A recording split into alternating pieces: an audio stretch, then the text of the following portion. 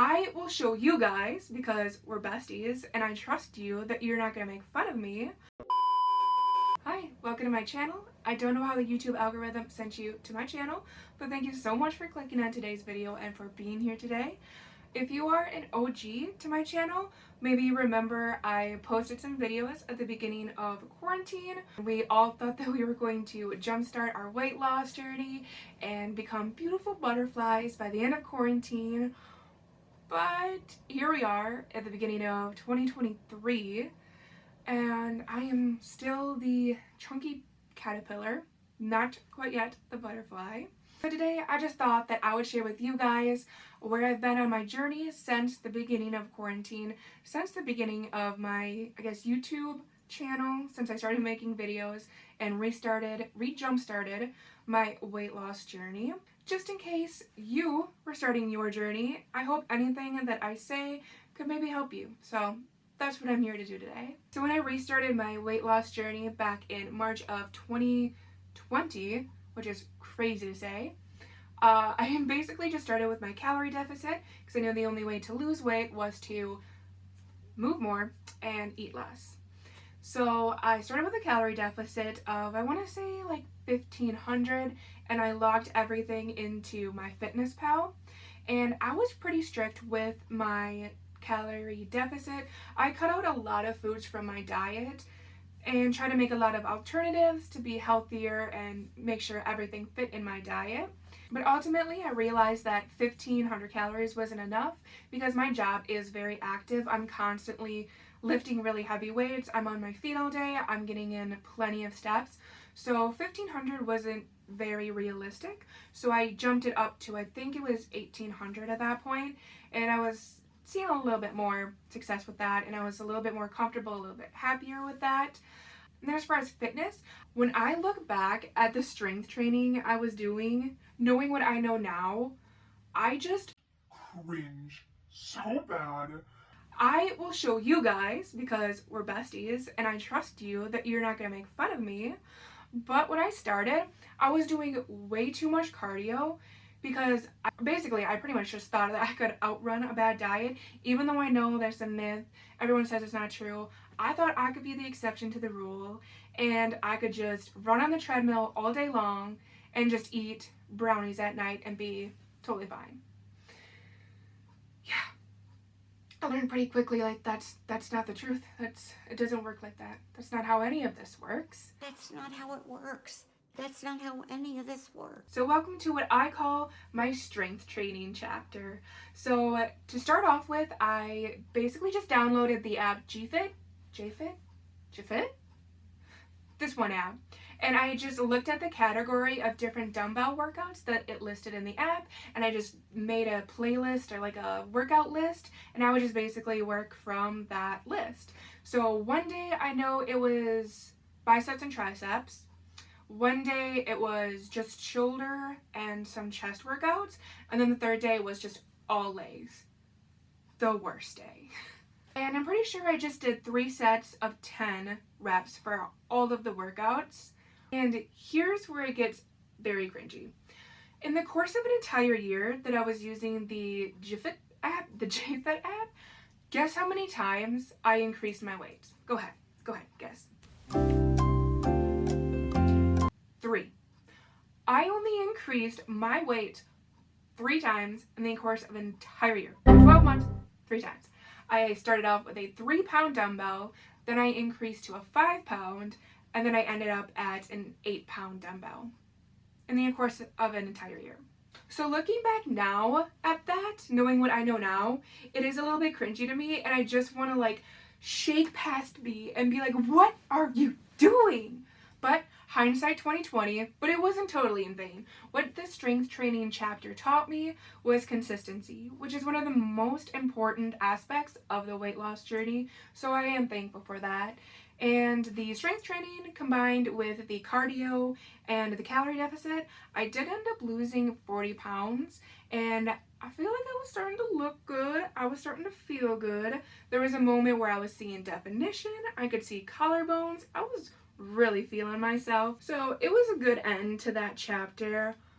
But then she showed up. binge eating disorder, and imposter syndrome. So I know this next part may sound like an excuse. We've all got them.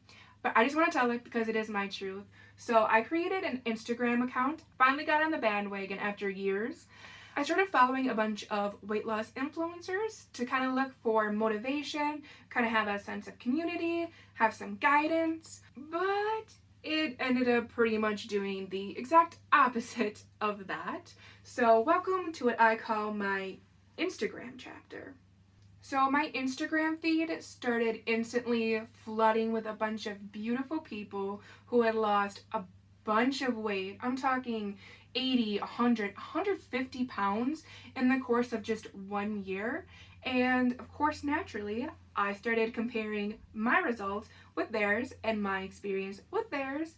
And I thought their success story could be my success story because, I mean, why not? Why wouldn't it be?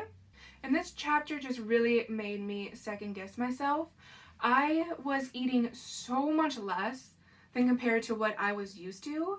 And I was just giving 110% in the gym. I was doing what I felt was everything I possibly could and just giving it 110%. So why are my results not theirs? And it just kind of sent me down a spiral.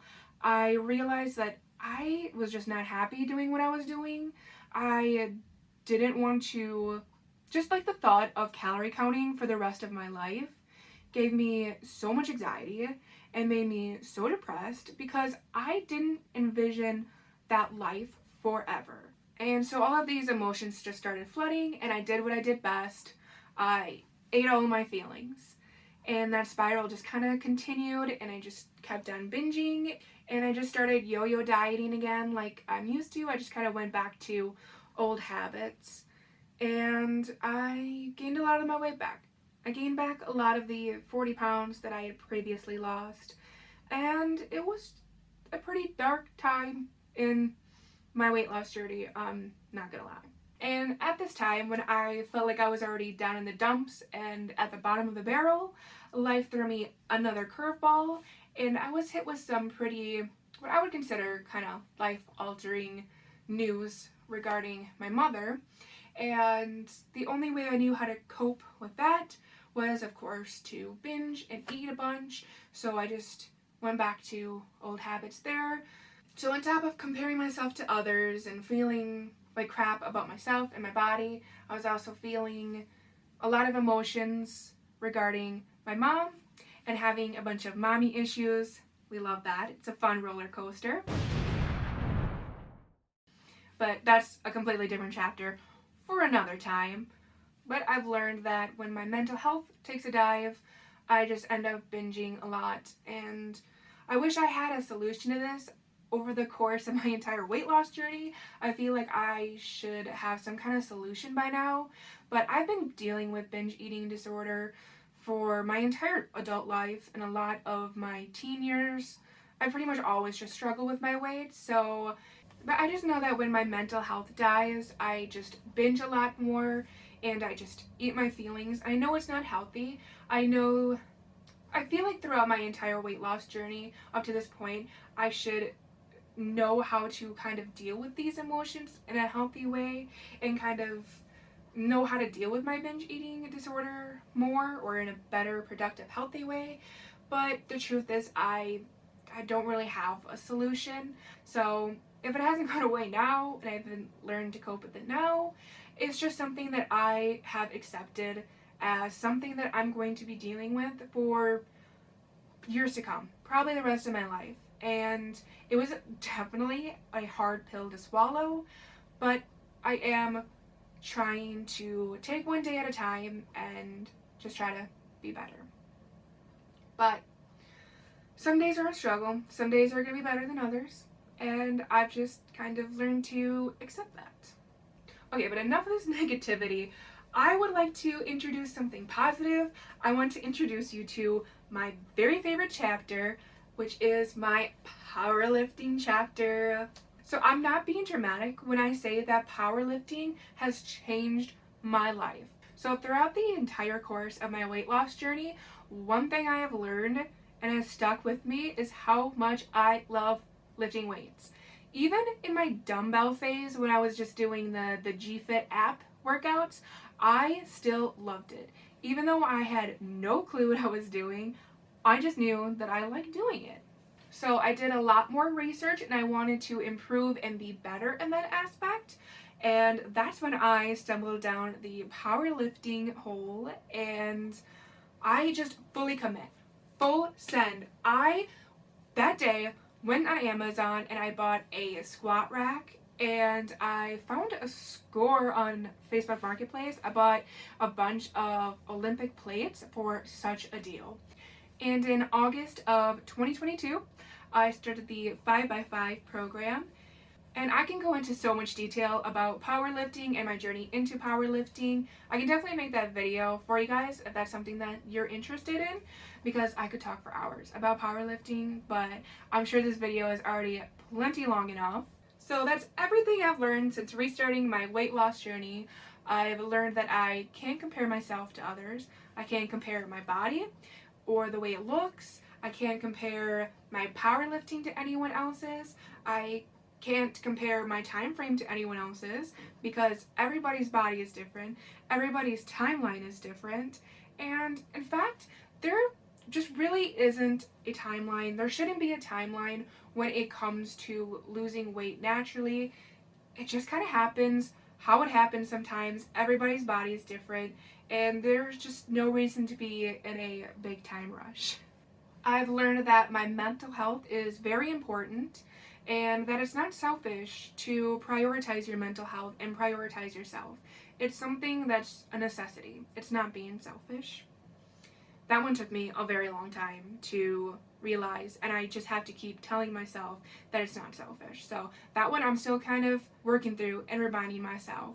And I've learned how to take myself out of my comfort zone, which is so freaking scary, but the best thing ever. So many great things in 2022 have happened, all because I've taken myself